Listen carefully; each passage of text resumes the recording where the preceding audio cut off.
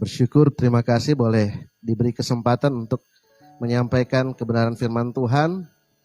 Terima kasih untuk semua dukungan jemaat yang boleh membawa kami dalam satu pekerjaan Tuhan yang ada di Kota Makassar. Jadi kita sudah berdoa ya, kita akan membuka Alkitab kita dari kitab Kisah Para Rasul pasal yang ketiga. Kisah Para Rasul pasal yang ketiga ayat yang ke-15. Firman Tuhan berbunyi demikian. Demikianlah ia pemimpin kepada hidup telah kamu bunuh, tetapi Allah telah membangkitkan dia dari antara orang mati. Dan tentang hal itu kami adalah saksi. Ya, dalam merenungkan firman Tuhan ini, saya melihat satu bagian firman Tuhan yang sangat luar biasa memberkati saya. Maka dan saya rindu kita semua akan diberkati melalui kebenaran firman Tuhan ini. Firman Tuhan pada hari ini dengan judul tema Menjadi Saksi Kebangkitan Yesus. Ya, saya minta waktu sebentar, saya punya catatan. Saya sudah siapkan.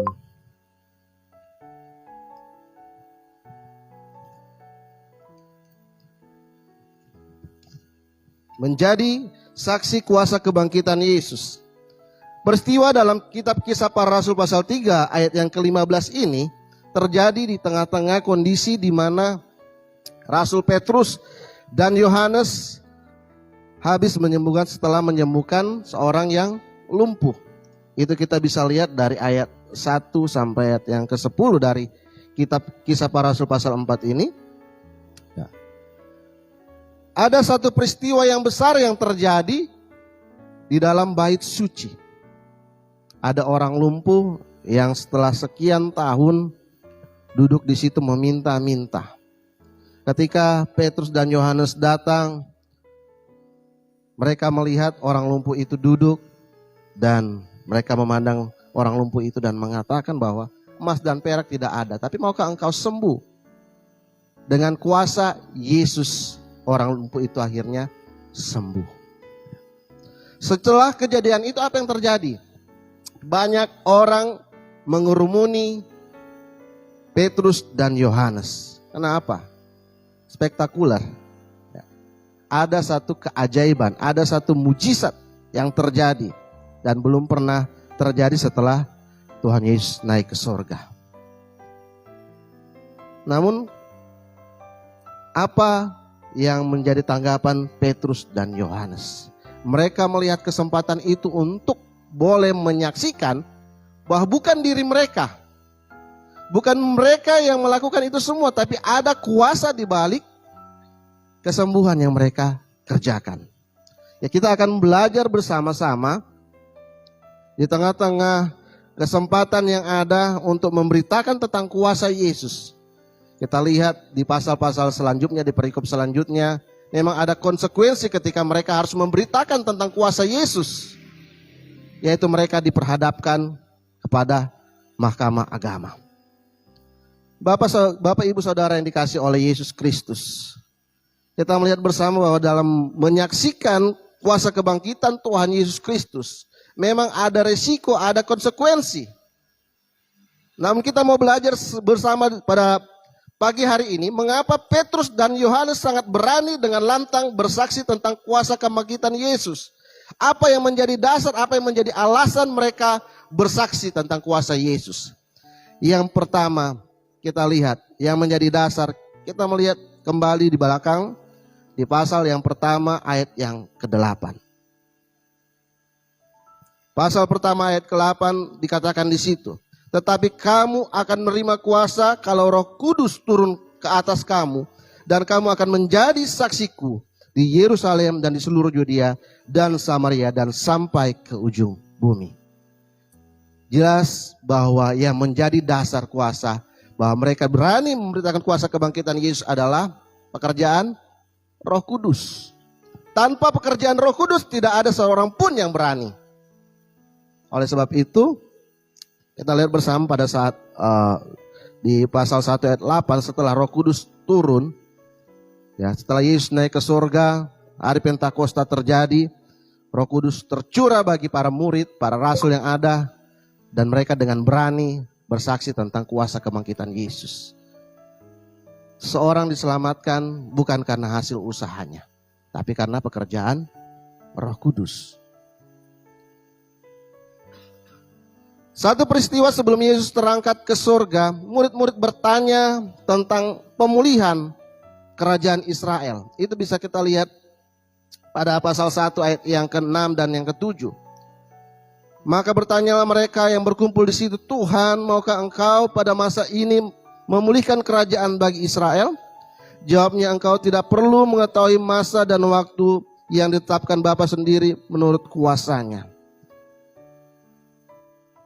Para murid ingin satu pemulihan, mengharapkan satu pemulihan terjadi di tengah-tengah bangsa mereka. Namun Yesus menjawab, bukan itu yang menjadi isu utama daripada pekerjaan Yesus. Yang menjadi isu utama adalah kuasa kebangkitannya. Kita percaya saat ini bahwa pekerjaan Roh Kudus masih terjadi di tengah-tengah orang percaya. Kita percaya bahwa pekerjaan Roh Kudus terus berlangsung sampai pada zaman ini. Namun ada satu tanda tanya besar dalam kehidupan kita sebagai orang percaya dan sebagai jemaat gereja.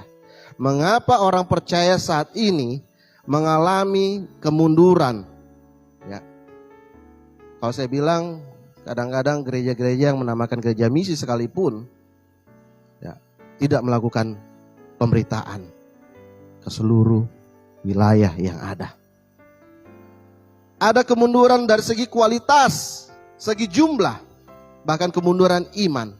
Penyebabnya karena inti dari berita itu tidak terus-menerus disampaikan.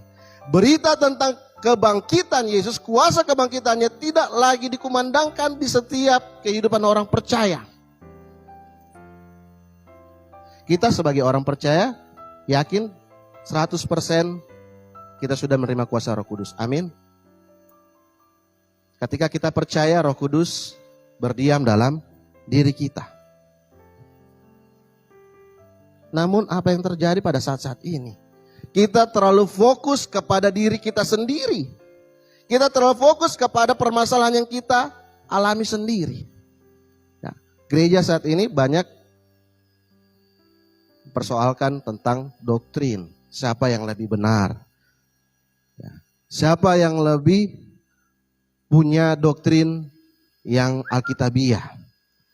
Gereja saat ini lebih sibuk kepada urusan-urusan duniawi, ya, sibuk dengan perdebatan-perdebatan. Bahkan ada beberapa gereja pun yang berpecah, terjadi perpecahan. Ya. Bagaimana mungkin berita tentang kuasa kebangkitan Yesus mau diberitakan kalau gereja hidup dalam perpecahan? Kita sibuk dengan diri kita sendiri. Padahal kita sudah menjadi orang percaya sudah berapa tahun. Ya. Selalu kita meminta kuasa kebangkitan Yesus itu terjadi. Tapi kita menyimpan untuk diri kita sendiri. Kita tidak mau menyampaikannya kepada orang-orang yang membutuhkan berita itu. Sangat-sangat menjadi pelajaran bagi kita. Ya. Kita belajar bersama-sama. Bagian yang kedua, menjadi saksi kuasa kebangkitan Yesus. Seorang yang menjadi saksi, kejadian perkara bisa menjadi komplit ketika ada saksi. Saksi adalah orang yang ada di tempat kejadian. Saksi adalah orang yang mengalami langsung peristiwa itu. Mengapa para rasul Petrus dan Yohanes pada saat itu berani memberitakan? Karena mereka ada dan mengalami kuasa kebangkitan Yesus. Mereka belajar langsung daripada sumbernya. Mereka menyaksikan dan mengalami secara terus-menerus perjalanan hidup dengan Yesus. Berita tentang kuasa kebangkitan Yesus, kita lihat di ayat yang ke-15 dari pasal yang ketiga. Ya. Jelas dikatakan bahwa mereka adalah saksi. Berita tentang kuasa kebangkitan Yesus adalah berita tentang pemimpin kepada kehidupan. Berita tentang pertobatan, berita tentang pengampunan dosa, dan berita tentang pengharapan. Ada jaminan akan hari esok, akan kesembuhan, akan pemulihan. Sangat kuat berita tentang kebangkitan Yesus itu. Berita tentang pemimpin kepada kehidupan. Seluruh agama bisa mengajarkan tentang iman, tapi iman kepada Yesus Kristus berbeda. Semua pemimpin-pemimpin dunia, bahkan pemimpin-pemimpin agama, tidak ada satupun yang pernah mati dan pernah bangkit. Amin. Hanya Yesus yang mati dan bangkit dan naik ke surga. Oleh sebab itu ada jaminan pada orang percaya untuk sungguh-sungguh hidup dalam kuasa kebangkitan Yesus. Maka jangan pernah ragu, jangan pernah khawatir. Ketika kuasa kebangkitan Yesus menjamah hidup kita tidak akan pernah sama lagi. Amin.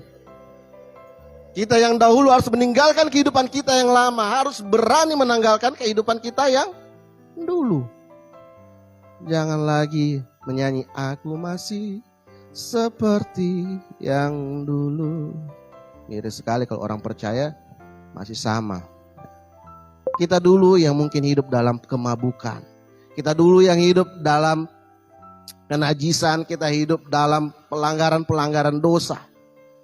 Hendaknya kita hidup dalam kuasa kebangkitan Yesus. Kuasa kebangkitan Yesus betul-betul menggerakkan kita untuk sungguh-sungguh boleh menerimanya, menjalankannya dan memberitakannya. Ada berapa banyak di antara kita yang sudah mengalami kuasa kebangkitannya? Kita yang punya masalah berdoa, dilepaskan, diberikan jalan keluar dari setiap masalah. Ya. Ada yang pernah mengalami? Ketika kita berdoa, Tuhan Yesus memberikan jalan keluar dan masalah kita diselesaikan. Ada yang pernah mengalami? Ada? Atau tidak ada yang pernah mengalami kuasa kebangkitan Yesus? Ada yang pernah berdoa sakit disembuhkan? Ada di sini? Pertanyaannya, kenapa berita tentang kuasa kebangkitan Yesus kita simpan untuk diri kita sendiri? Kita sudah mengalami semua kuasa kebangkitan Yesus. Tapi untuk menceritakan kepada orang lain, mulut kita terkunci rapat. Bahkan hidup kita tidak berubah-ubah. Kita selalu menjadi batu sandungan di tengah-tengah lingkungan yang ada. Masih menjadi seorang pemarah. Masih hidup dalam pertengkaran dalam rumah tangga. Masih menjadi contoh yang buruk di tengah-tengah kehidupan kita. Pada saat ini, dari dua bagian firman Tuhan ini, mari kita bersama-sama. Kita berfokus pada kuasa kebangkitan Yesus dan kita berfokus untuk memberitakannya. Menjadi saksi, itu bukan pilihan. Tapi itu adalah tanggung jawab bagi setiap orang percaya yang harus dikerjakan. Karena kita sudah mengalami. Kita sudah terus-menerus mengalami. Hidup itu adalah kesempatan. Hidup itu untuk melayani Tuhan. Kita diberikan kehidupan bukan berfokus kepada kita. Kalau dalam bahasa Inggris sejarah itu ditulis dalam susunan kata history. Artinya cerita tentang sejarah tentang Tuhan. Cerita tentang perbuatan-perbuatan Tuhan melalui kehidupan kita di dalam dunia ini. Yang harus kita beritakan kepada orang lain. Bukan pilihan menjadi saksi. Tapi tugas tanggung jawab seperti visi misi GKRI. Pergilah, jadikanlah semua bangsa muridku. Ya. Mari kita bersama-sama. Siapa yang rindu melakukan, memberitakan kuasa kebangkitan Kristus? Kita lihat apa yang terjadi ketika kuasa kebangkitan Kristus itu diberitakan. Kita melihat di pasal 2 ayat yang ke-41. Kita lihat bersama-sama efeknya daripada kuasa kebangkitan Yesus. Pasal 2 ayat 41 dikatakan orang-orang yang menerima perkataannya itu memberi diri dibaptis. Dan pada hari itu jumlah mereka bertambah kira-kira berapa orang? 3.000 jiwa. Jangan pernah bermimpi bahwa kita akan terus mengalami pertambahan dalam jumlah pertumbuhan jemaat kalau kita tidak memberitakan kuasa kebangkitan Kristus. Bahkan di pasal 4 ayat 41 ada pertambahan lagi 5.000 jiwa laki-laki. Ya. Begitu dahsyat, begitu luar biasa kuasa kebangkitan Kristus itu. Menggerakkan semua orang untuk boleh menerima hidup dan pengharapan yang baru. Saya ingin mengajak kita bersama-sama. Siapa yang rindu mengalami kuasa kebangkitan Yesus? Siapa yang rindu sakitnya disembuhkan? Siapa yang rindu masalahnya mendapatkan jalan keluar? Siapa yang rindu rumah tangganya diberkati oleh Tuhan, ekonominya dipulihkan? Siapa yang rindu untuk didoakan? Namun pertanyaan kedua harus sama. Siapa yang mau berkomitmen menjadi saksi kuasa kebangkitan Yesus pada orang-orang yang belum percaya? Ketika kita mengharap kuasa kebangkitan itu terjadi dalam kehidupan kita, kita mau hanya untuk diri kita. Tapi ketika pertanyaan kedua berlangsung, siapa yang mau berkomitmen menyatakan kuasa kebangkitan Yesus? Angkat tangan. Sangat sedikit. Hidup kita tidak pernah sama ketika Yesus merubah hidup kita. Tapi kita ingin Yesus juga merubah orang lain. Minggu ini tema misi. Mari menjalankan bersama-sama. Yang rindu didoakan, mau berkomitmen, amin. Amin, tapi tadi tidak diangkat tangan. Halo, saya pinjam ininya agak ya Pak Pendeta ya. Halo. Mau memberitakan kuasa kebangkitan Yesus? Angkat tangan. Mari kita semua bangkit berdiri. Saya minta dengan kasih Bapak Pendeta untuk berdoa bagi kita semua. Kita semua yang hadir di sini mau berkomitmen. Kita mau rumah tangga kita dipulihkan, ekonomi kita dipulihkan. Namun kita punya pekerjaan yang belum selesai. Kita harus memberitakan kuasa kebangkitan.